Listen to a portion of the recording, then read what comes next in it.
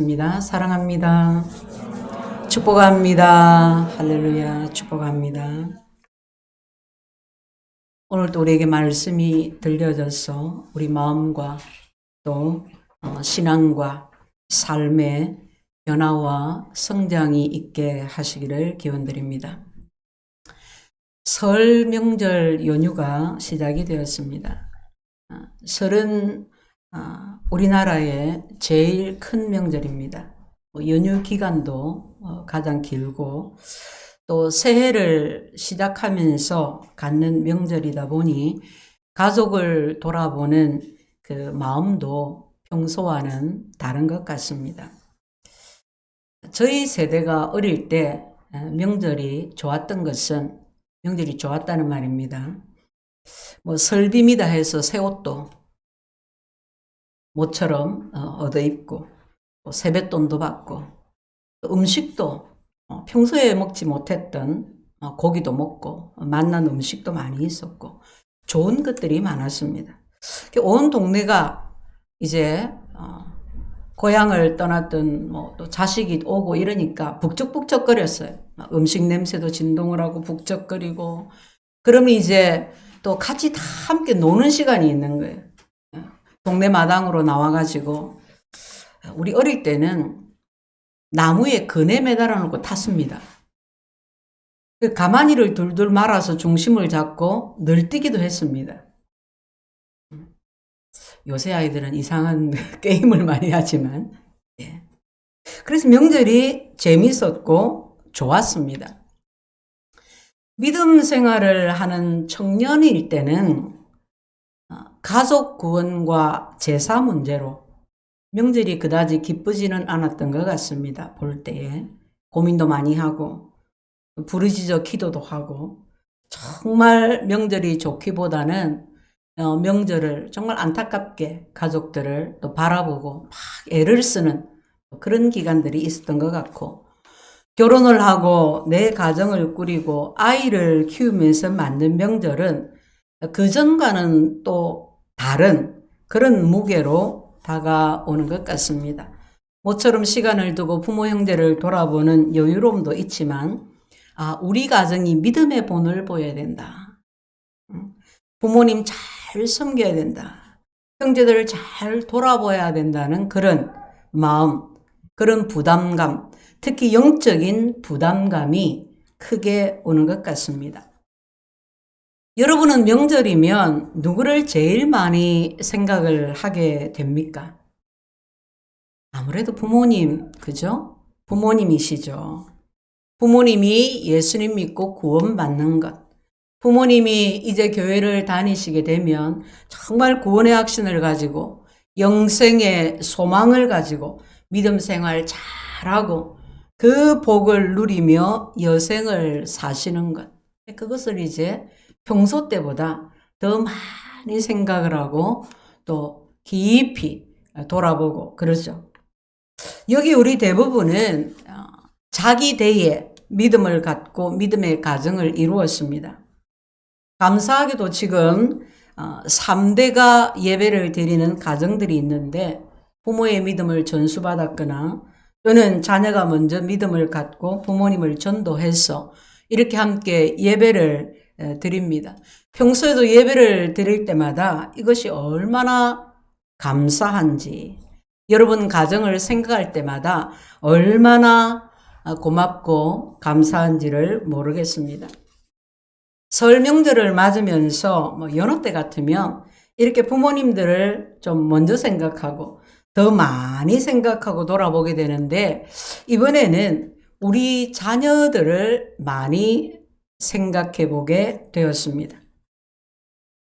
우리 가정의 믿음의 터는 얼마나 건실한지, 어떤 믿음의 집을 우리 가정들은 건축을 해 가고 있는지, 우리 가정의 자녀들의 믿음은 어떤지, 우리 가정들은 믿음의 대를 잘 이어가고 있는지. 오늘 설교의 제목이 내 자식의 자식을 볼지어다 입니다. 내 자식의 자식을 볼지어다. 우리 대부분은 우리 가정에 우리가 첫 믿음의 사람입니다. 우리가 우리 가정의 믿음의 조상입니다. 아브라함입니다. 그리고 우리는 결혼을 하고 자녀를 낳고 자녀를 양육하는 부모가 되었습니다. 여느 부모들처럼 우리는 자녀를 사랑합니다. 자녀가 잘 자라기를, 잘 되기를 소원합니다. 믿음의 부모인 우리는 무엇보다도 우리 자녀들로 믿음의 대가 계속해서 이어지기를 소원합니다. 우리의 자녀들이 하나님을 알지 못하는 다른 세대가 아니라 하나님을 잘 알고 섬기는 믿음의 사람들, 믿음의 세대가 되기를 구하고 소원합니다. 아멘이십니까? 아멘. 성도 여러분, 여러분 가정은 어떠신가요? 부모인 나를 통해서, 내 자녀들을 통해서 믿음의 대가 계속해서 이어져 가고 있습니까? 어떻게 하면 우리 자녀들이 믿음의 대를 잘 이어갈 수 있을까요? 자, 신약 성경의 첫 번째, 첫 성경, 첫 장, 첫 구절, 마태복음 1장 1절이 이렇게 시작합니다. 아브라함과 다윗의 자손 예수 그리스도의 계보라. 그 다음 이렇게 이어집니다. 아브라함이 이삭을 낳고 이삭이 누구를 낳고 계속해서 누가 누구를 낳고 하다가 마태복음 1장 16절에 야곱은 마리아의 남편 요셉을 낳았으니 마리아에게서 그리스도라 칭하는 예수가 나시니라. 누가복음에서도 예수님의 족보를 기록하고 있습니다. 누가복음 3장 23절 이하에 보면 이렇게 되어 있습니다. 예수께서 가르치심을 시작하실 때에 30세쯤 되시니라. 사람들이 아는 대로는 요셉의 아들이니 요셉의 위는 헬리요. 누가복음은 이렇게 예수님에게서 그 윗대로 올라갑니다. 누구의 위는 누구요 그러다가 누가복음 3장 38절에 그 위는 아담이요 그 위는 하나님이시니라. 이렇게 아래에서 예수님으로부터 계속 윗대로 올라가서 하나님까지 기록을 하고 있습니다. 아마도 성경을 읽을 때 여러분 새해 시작하면서 올해 내가 성경을 꼭 일독을 해야지. 성경을 읽어야지. 사복음서를 읽어야지. 모세오경을 읽어야지. 그렇게 딱 시작하고 성경을 펼쳤는데 마태복음 1장에서 계속해서 낳고 어쩌면 가장 재미없고 지루한 본문이 예수님 족보에 관한 본문이 아닌가 싶습니다. 조금 읽다가 줄을 놓쳐버려요. 이름이 생소해가지고 입에 착착 안 붙어요, 이게. 그죠? 내가 한글을 모르는 게 아닌데 막 계속 더듬거리는 거야. 이 영어도 아닌데 막. 그래가지고 한 장을 채 못 넘기고 나중에 읽어야지. 그래가지고 마태복음을 못 읽는다는 슬픈 전설이 있습니다. 그런데 여러분, 하나님은 왜 예수님 족보를 이렇게 재미도 없고 지루한 족보를 성경에 기록해 놓으셨을까요? 여러분 중에 혹시 대단한 가문의 자손이 있으신가요? 대단한 가문은 족보를 정말 귀하게 여깁니다. 내가 몇 대 손이다. 내가 아무개 파이에 몇 대 손이다. 이걸 굉장히 자랑스러워 합니다. 저는 평범한 집안에서 자랐습니다. 어릴 때 듣기는 했어요. 저 해운대 가면 우리 조상 동상이 있어요. 최치원 우리 조상이래요. 경주 최씨는 양반이래요. 이럴 때 이제 한번 얘기합니다. 그래 듣기도 했지만은 우리 부모님이 그닥 족보에 대해서 신경을 쓰고 막 그렇게 안 하셨던 것 같아요. 오래전에 족보를 한번 정리할 때가 있었는데, 우리나라 족보들이 대부분 다 그렇지 않습니까? 뭐 전쟁도 거쳐오고 어쩌고 하면서 이제 족보가 계속해서 기록이 안 돼 있으니까 한번 정리를 할 때가 있었는데, 그때 안 했대요. 출연금이 너무 비싸서. 그때 이제 후손들이 다 이렇게 출연금을 받아서 여러 가지 필요한 일들을 하는데 안 했대요. 그 말라고 하는 거라면서 안 했대요. 우리 부모님들도 뭐 족보를 그렇게 자랑스러워하고 연연해하고 뭐 그렇게 하는 것을 못 봐서 그런가 모르겠지만은 저도 별로 우리 집안에 대해서, 가문에 대해서 큰 관심이 없습니다. 하지만 저는 신앙의 족보에 대해서, 믿음의 계보에 대해서는 큰 관심과 열심과 소망이 있습니다. 제가 20살에 예수님을 믿었는데, 그때 저 같은 청년, 안 믿는 가정에서 홀로 예수를 믿는 청년들이 제일 부러워했던 것이 바로 믿음의 가정이에요. 부모가 예수를 믿는다는 것이 온 가족이, 부모님과 함께 자녀들이 교회에 와서 예배를 드리는 것이 그렇게 좋아 보이고 그렇게 부러울 수가 없는 거예요. 제 주변에서는 드물었지만 어떤 목사님이 또는 어떤 가정이 믿음의 4대다, 5대다 이런 말을 하면 그게 너무 대단하고 그게 너무 부러운 거예요.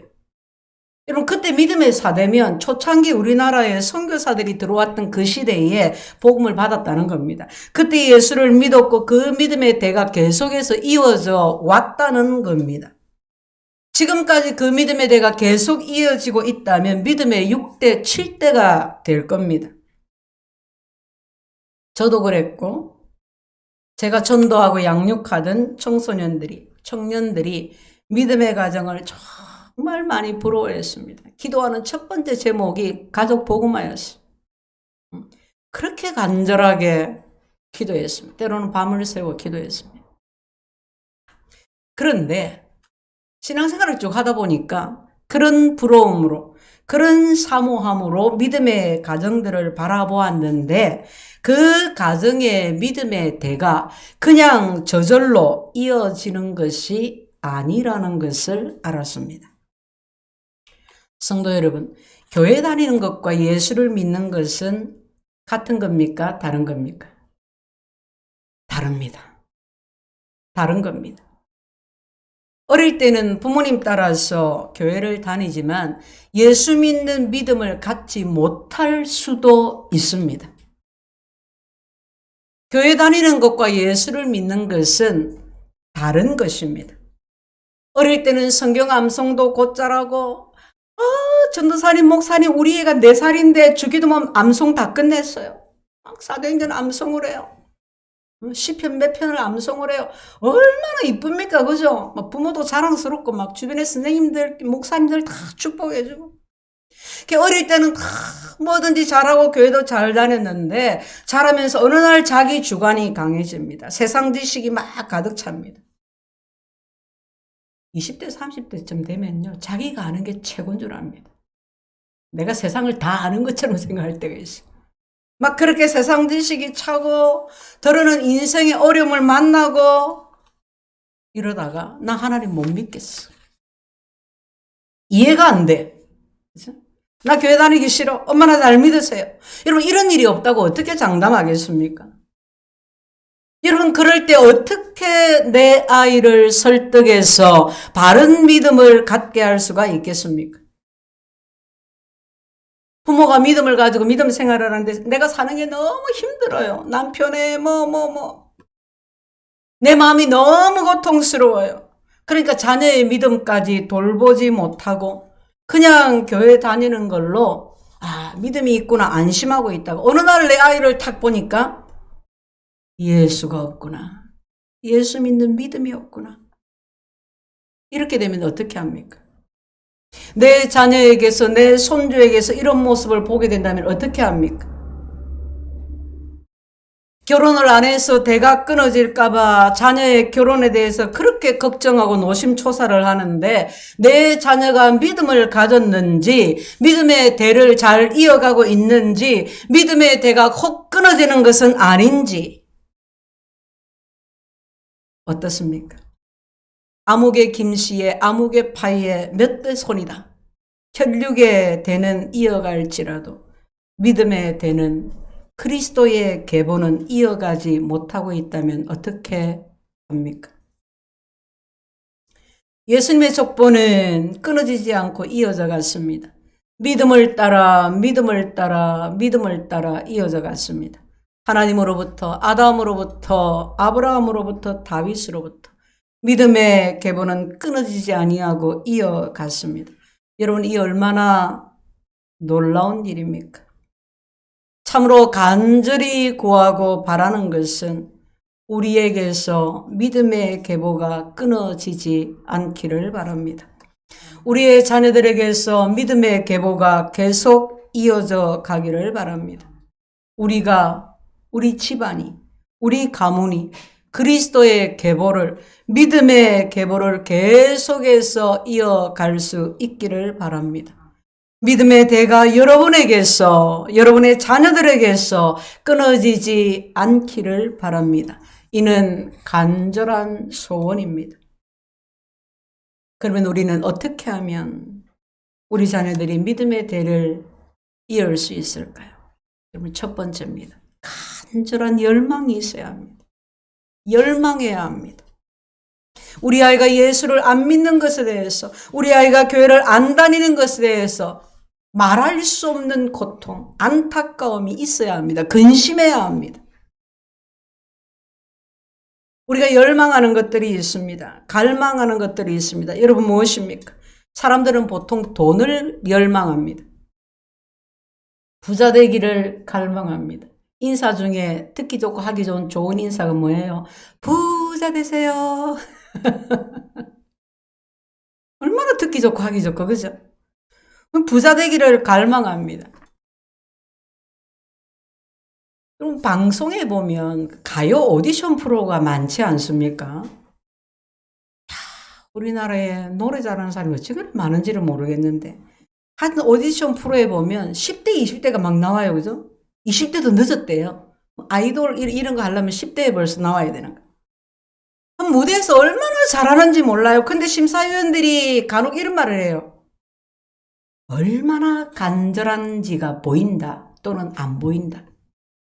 그럼 참가자들이 나 간절해요 막 이러면서 나 간절해요.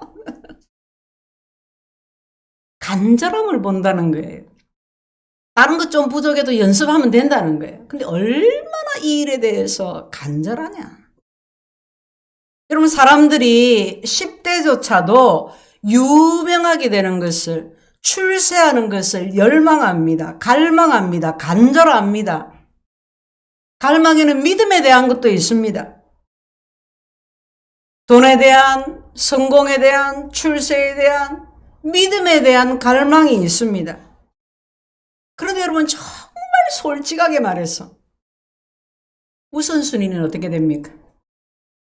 이것저것 열망하고 갈망하는 것들이 많이 있는데 거기에 대한 우선순위가 어떻게 됩니까? 뭐가 첫 번째입니까? 뭐가 제일 간절합니까? 이거 했으면 참 좋겠어. 안 되면 속상해. 그거보다 이거 안 되면 안 돼! 뭐가 제일 간절하냐? 믿음입니까? 믿음이 제일 먼저입니까? 아이들이 자라서 사회로 진출을 합니다. 배우자를 만나서 결혼도 합니다. 가정을 꾸립니다. 여러분, 거기서 가장 중요한 것이 무엇입니까? 부모로서 자녀들의 진로를 보면서, 결혼을 보면서, 배우자를 보면서 뭘 가장 중요하게 생각합니까? 당사자는 무엇을 가장 중요하게 생각합니까? 사회적 지위, 출세, 돈, 명예 다 따집니다. 그죠? 따져봐야 됩니다. 믿음은 어떻습니까? 다른 건 다 있어요. 그 나이에.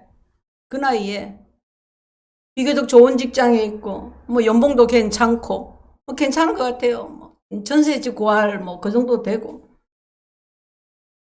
다른 거 다 있는데 믿음은 어떻습니까? 다른 거 다 있는데 믿음은 없는 것 아닌가요? 진짜 우선순위가 무엇입니까?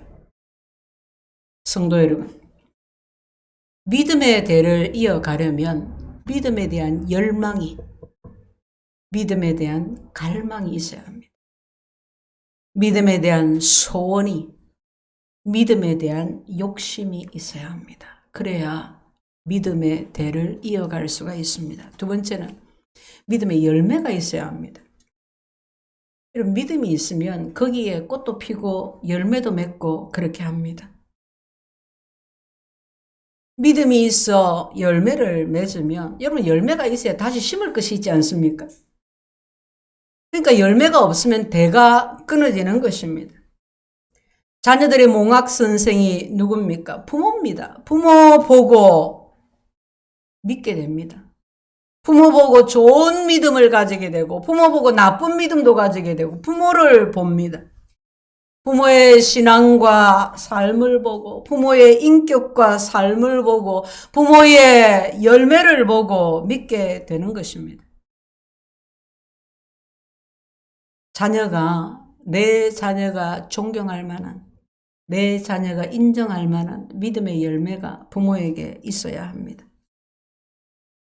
부모가 완벽할 수는 없습니다. 완벽하면 좋겠지만 완벽할 수가 없어요. 그럴 수가 없습니다. 어쩌면 부모의 가장 연약한 것, 안 보이고 싶은 것, 감추고 싶은 것, 심지어 감추어진 것, 가장 부족한 것, 그것이 자녀에게 보여요. 그러나 연약함에도 불구하고 내 부모가 이렇게 부족한 게도 불구하고 부모가 얼마나 진실한가는 보입니다. 얼마나 그 믿음이 거짓이 없는 믿음인지는 보입니다. 집 안팎에서의 삶이 보이고 교회 안팎에서의 삶이 보이고 사람 앞뒤에서의 삶이 보입니다. 자식에게 보입니다. 믿음의 열매가 있어야 합니다. 믿음의 열매가 있어야 믿음의 대를 이을 수 있습니다. 세 번째는 관계가 좋아야 합니다. 부모 자식 간의 관계. 우리가 관계 전도를 하지요. 열린 모임은 소그룹 관계 전도 모임입니다. 다른 사람들과 좋은 관계를 맺을 때, 좋은 관계 가운데 있을 때 정말 진심으로 사람을 대하고 정직하고 예의가 있고 기륭의 마음을 같이 하고 그런 관계를 통해서 우리가 전도를 합니다. 자식도 마찬가지입니다. 부모와 자식이 좋은 관계일 때 믿음의 대를 이어갈 수가 있습니다. 말처럼 쉽지는 않죠. 그런 말 많이 하지 않습니까? 어릴 때 말이지 머리 크면 말 안 듣고 머리 크면 못해요. 어렵다는 말입니다. 그죠? 쉽지 않다는 말입니다. 부모 자식 관계가 쉽지 않은 것은 자식들 문제도 많지만 부모 문제도 많습니다. 자식에게 무례한 부모가 많습니다. 폭력적이고 강압적인 강제로 주입하고 억지로 끌고 가려고 하다가 자식과의 관계를 망쳐버립니다. 어릴 때야 자식이 어쩔 수 없이 그냥 따라가지만 크면 어떻습니까? 부모를 떠납니다. 믿음을 떠납니다. 요한계시록 3장 20절에서 이렇게 말씀하십니다. 볼지어다 내가 문 밖에 서서 두드리노니 누구든지 내 음성을 듣고 문을 열면 내가 그에게로 들어가 그로 더불어 먹고 그는 나로 더불어 먹으리라. 하나님이 우리 마음의 문을 두드리십니다. 하나님은 우리를 존중해 주십니다. 우리의 마음 문을 억지로 열어서 억지로 들어오지 않으십니다. 하나님은 우리가 마음 문을 열어줄 때까지 두드리며 기다리십니다. 부모는 자식을 한 인격으로 존중하고 기다려 주어야 합니다. 아무리 오라도 강제하지 않아야 합니다. 자녀의 인격과 자유를 존중해주고 기다리는 것입니다. 늘 기도하는 것입니다. 안타까운 마음으로 기도하면서 조심성 있게 내가 말 한마디 잘못했다가 10km 앞으로 나왔는데 20km 뒤로 가면 어떡해 해요? 그렇게 자녀를 대해야 합니다. 믿음의 대를 이어가려면 부모 자식 간에 좋은 관계를 맺고 유지해 가고 그것을 발전시켜 가야 합니다. 장성한 자녀도 마찬가지예요. 어릴 때 뭐 해야지, 어릴 때 좋아야지, 가르쳐야지, 크면 안 된다. 그만큼 어렵다는 말입니다. 그러나 그럴수록 더 기도해야 합니다. 더 인내해야 합니다. 부모는 자식과의 관계를 위해서, 자식의 믿음을 위해서 그 자식을 포기하지 않고 기도해야 합니다. 자꾸 믿음의 말을 심어야 합니다. 인내해야 합니다. 그러면 결국 믿음의 결국을 보게 될 것입니다. 할렐루야. 네 번째는 교육해야 합니다. 가르쳐야 한다는 말입니다. 그저 내 자식 이뻐서 막 그저 그냥 사랑 품기만 하는 것이 아니라 가르쳐야 합니다. 분명한 목표를 가지고 가르쳐야 합니다. 아까 전도사님 기도할 때도 잠깐 나왔는데 누가복음 2장 52절의 말씀, 예수는 그 지혜와 키가 자라가며 하나님과 사람에게 더 사랑스러워 가시니라. 설교를 통해서 듣기도 하고 성경 공부를 통해서 구체적으로 배우기도 하고, 또는 아이들 돌예배일 때 가장 많은 본문이 이 말씀입니다. 여러분 가정에서 다 가정별로 이 말씀을 들었을 겁니다. 익숙한 말씀입니다. 여러분 이 말씀은 기독교 교육이 어떤 것이어야 하는지, 자녀를 어떤 사람으로 키워야 할 것인지에 대한 교육의 목표요, 교육의 방향입니다. 장성한 자녀도 마찬가지입니다. 그런데 보면 여러분 대부분의 부모가 목표가 없어요. 깊이 고민하고 연구하고 찾지를 않습니다. 그런데 고민 안 해도 대충 정해져 있어요. 그냥 공부 잘해서 좋은 대학 갔으면 좋겠다. 좋은 대학 나와서 좋은 회사 취직했으면 좋겠다. 그래서 기반 잘 잡았어. 성공해서 잘 살았으면 좋겠다. 주변에서 하고 있는 대로, 주변에서 보여주고 있는 대로 그냥 그렇게 그때그때 최선을 다합니다.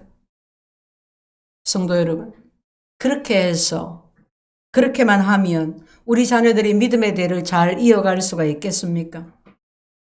그리스도의 계보를 이어가는 믿음의 사람이 될 수가 있겠습니까? 누가복음 2장 52절을 같이 봅니다. 예수는 그 지혜와 키가 자라가며, 첫 번째는 지혜로운 사람으로 키워야 합니다. 여러분 지금 교육은 지식을 강조합니다. 오직 지식 함량의 목표를 두고 있습니다. 여러분 지금 아이들이 얼마나 똑똑한지 모르겠어요. 너무 똑똑해요. 보는 게 많고 듣는 게 많고 아는 게 얼마나 많은지 모르겠어요. 과학적인 지식이, 수학적인, 언어적인 그런 사고가, 능력이 정말 높습니다. 물론 지식이 필요합니다. 지식이 자라가야 합니다. 아는 만큼 보이고 아는 만큼 살 수 있기 때문입니다. 그런데 말씀은 지혜가 자라가며 라고 했습니다. 지혜가 무엇입니까? 지혜는 하나님을 경외하는 것입니다. 지혜는 하나님을, 인생을, 삶의 이치를 아는 것입니다. 지혜는 세상 지식을 분별하고 그 지식을 바로 쓰는 것입니다. 지혜가 칭찬을 받고, 지혜가 집을 세우고, 지혜가 사람을 얻습니다. 지혜가 겸손하게 합니다. 부모는 자녀가 지혜롭도록, 하나님을 경외하도록, 하나님의 말씀으로 세상을 분별하도록, 삶의 이치를 깨닫도록, 인생을 따뜻한 시선으로 바라볼 수 있도록, 올바른 판단을 갖게 하는 바른 가치관과 인생관을 가질 수 있도록 지혜를 가르치고 지혜로운 사람으로 키워야 합니다. 두 번째는 키가 자라가며 건강한 사람으로 키워야 합니다. 육체적인 건강도 있고 정신적인 건강도 있습니다. 학교에서 전인교육을 말하고 있지만 전인교육 할 수가 없어요. 이미 입시학원화가 되고 있지 않습니까? 모든 것이 수능 중심. 어떻게 좋은 대학을 가느냐. 수능 중심 교육이 되고 있습니다. 그냥 공부만 잘하고 공부에만, 성적에만 올인을 합니다. 여러분 그러면 기형이 됩니다. 아이들이 우울증에 시달립니다. 대인기피증에 시달립니다. 인간관계를 잘 매치를 못해요. 혼자는 별 문제 없는데 사회생활이 안 돼요. 요즘 군대 가서 막 힘들다. 뭐 예전에 군대 나온 뭐 우리 세대 또는 여러분들이 생각하면 야, 그 정도는 아무것도 아닌데. 조금 힘들어서 군대 생활을 못해. 여러분 요즘에 군대에서 휴대폰도 봅니다. 다 풀어주는 거예요. 힘들다 어렵다 막 하니까. 아이들이 왕따로 폭력으로 몸과 마음이 무너지고 있습니다. 돈과 물질의 꿈을 잃고 인생을 빼앗기고 있습니다. 교육 현장의 우리 사회의 모습입니다. 성도 여러분, 여러분의 자녀는 건강하십니까? 정신이 건강하고 몸이 건강해야 합니다.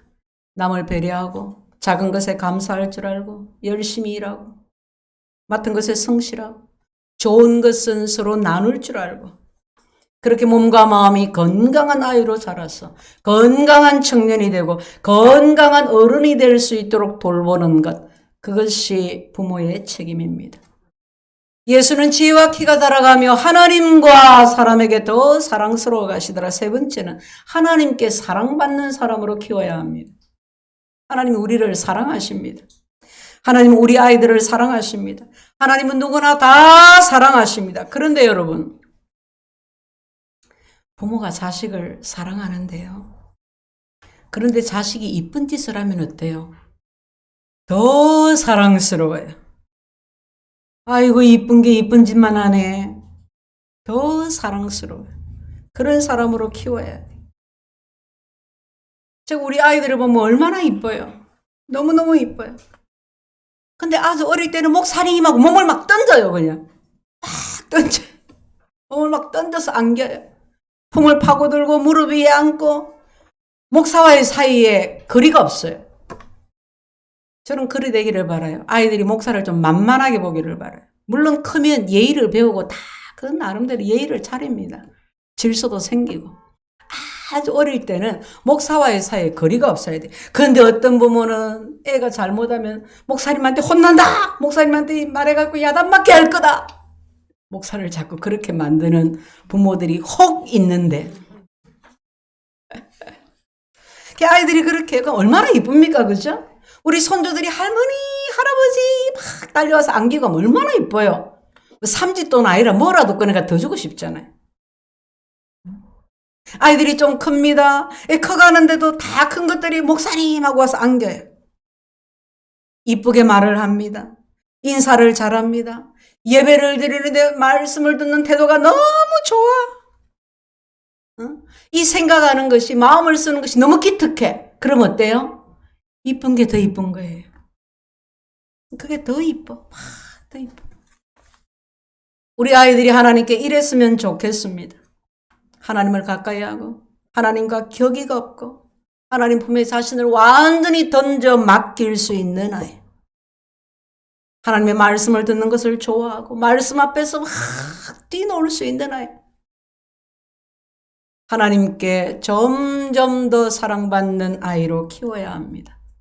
또한 사람에게도 사랑받는 아이로 키워야 합니다.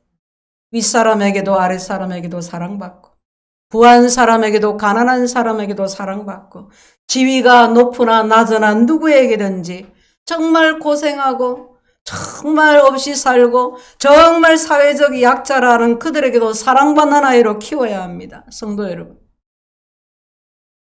우리가 부족하지만 부모가 되는 은혜를 입었습니다. 부모가 되어 자식을 교육하는 특권을 가졌습니다. 자식을 하나님 앞에 세우는, 내 자식으로 믿음의 계보를 이어가는, 그리스도의 계보를 이어가는 큰 복을 받았습니다. 우리 모두 지혜롭고 건강한 부모가 되시기를 바랍니다. 여러분, 누가복음 2장 52절의 말씀이 어린아이에게만 해당되는 말씀이라고 여기면 안 됩니다. 장성한 자녀에게도 부모에게도 다 해당되는 말씀이에요. 하나님께 더 사랑받고 사람에게도 사랑받는 부모 되시기를 바랍니다. 자녀들에게 존경받고 사랑받고 인정받는 부모가 되시기를 바랍니다. 그래서 하나님에 대해서, 인생에 대해서, 삶에 대해서, 지혜에 대해서, 하나님과 사람에 대해 가르칠 수 있는 그런 실력 있는 부모, 훌륭한 믿음의 조상들이 되시기를 바랍니다. 여러분, 자녀를 잘 키우면 전도도 잘 돼요. 우리 부모님이, 우리 형제들이, 우리 이웃이 전도가 돼요. 우리 가정이, 우리 자녀들이, 저들이 하나님을 바라볼 수 있는 창이 되기 때문입니다. 한 목사님이 설교에서 인용한 시 한 편이 깊이 감동이 되어서 여러분들에게 나눠야 되겠다 하고 준비했습니다.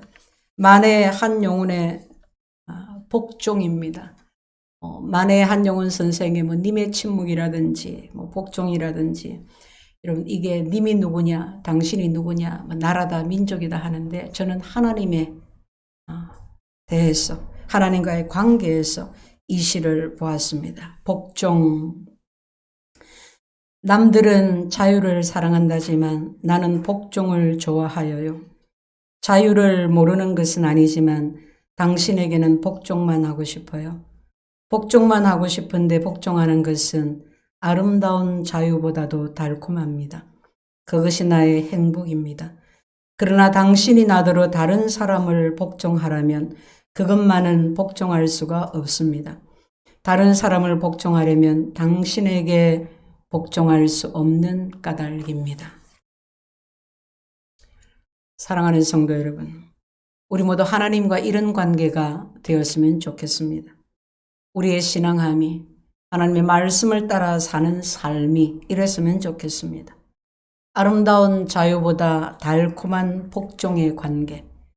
나는 하나님으로부터 자유하기보다 하나님께 복종하고 싶다. 이런 복종하고 싶은 마음은 뜨겁게 사랑할 때 그 마음이 생겨요. 목사님, 왜 아내에게 하나님은 남편에게 복종하라 했을까요? 사랑하는 마음이 충만하면 그런 질문 안 나옵니다. 하나님을 뜨겁게 사랑할 때 복종하고 싶은 마음이 들어요. 말씀대로 안 되면 막 벌 받을까 봐. 어거지로 순종하는 것이 아니라 이해가 되든 되지 않든 나에게 유익하든 그렇지 않든 하나님이 좋아서 하는 복종. 예수 믿는 것이 너무 좋아서 그리스도인이 되었다는 것이 너무 행복해서 그것이 고생이든 헌신이든 무엇이든지 즐거이 하는 것. 자유보다 달콤한 복종의 삶을 기꺼이 살아가는 것. 우리 모두 그리 될 수 있기를 축복합니다. 우리가 우리 자녀들을 그렇게 양육하고 교육해서 우리 자녀들이 자유보다 달콤한 복종을 알 수 있기를, 우리와 우리 자녀들을 통해서 믿음의 대가 계속 이어져 갈 수 있기를, 그리스도의 계보 안에서 내 자식의 자식을 볼지어다, 자식의 자식을 볼 수 있기를 우리 구주 예수 이름으로 축원드립니다. 아멘. 주님 감사합니다. 우리